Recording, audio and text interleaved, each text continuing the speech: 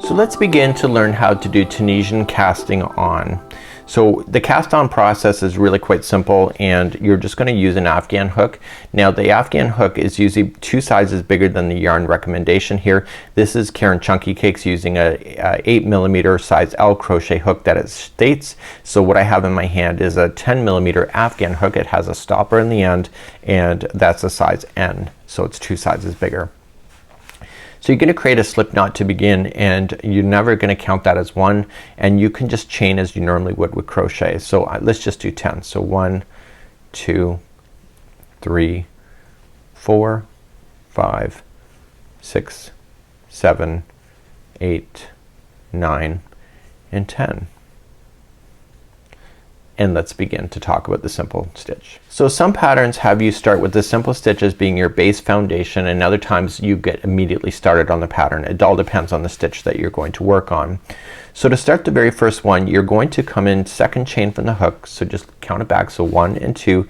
Get the back bump or the hump of the chain and insert your crochet hook in, and then pull through.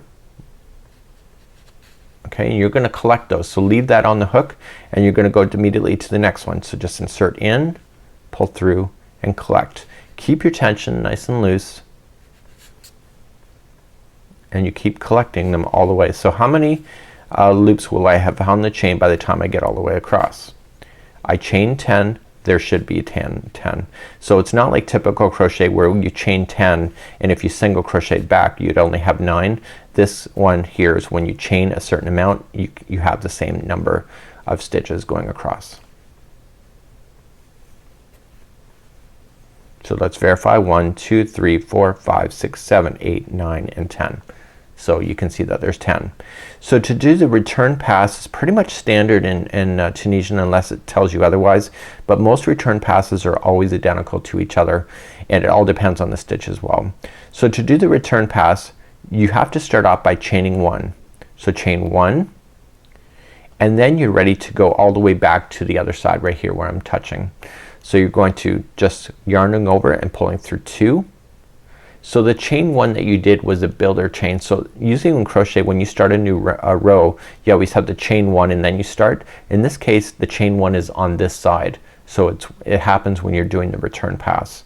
So you're just gonna yarning over, pulling through, and you keep pulling through 2 all the way back.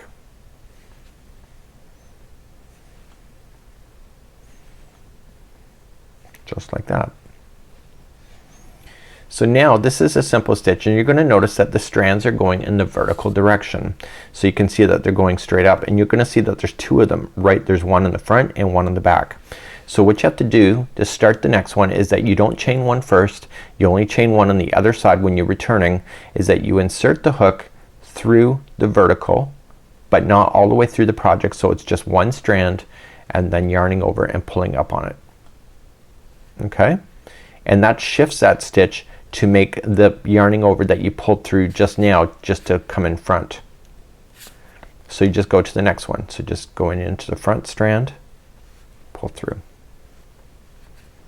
and you keep doing that all the way until you get to the other side. The trick is to know which one to go into at the very end of the project.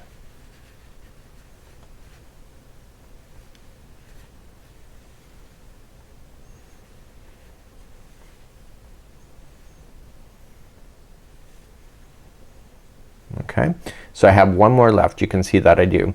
So on the outside here it's gonna appear like 2 strands. You're gonna go in that. It looks like a regular stitch of crochet. So you're gonna go into that one. There should be 2 strands left on top, and then yarning over and pulling through, and that is your outside edge.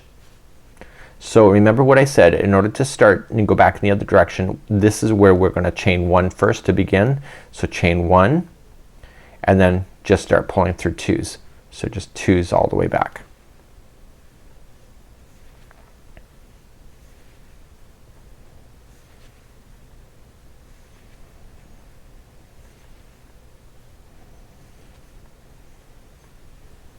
Just like that.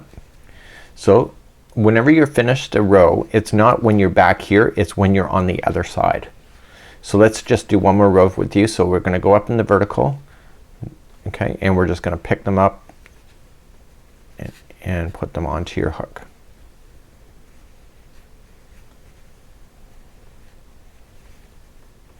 So you can see at the end of this row that the stitch work below looks finished because before you have these gaps.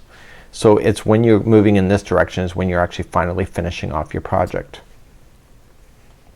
So remember on the outside, just lean it towards you so you can see it, and there should be 2 strands pulling it through, and now you're gonna return in the other direction. So just chain up 1 first, and then you're going to then just pull through 2s. So this is how you do the simple stitch, and this is a cast on, and you know, depending on the stitches that you're working on, this is just a way to get started, but most of the projects are started like this anyway. So it all depends again on the stitch. So in the next video I'm gonna show you how to do the cast off, and that's really quite simple.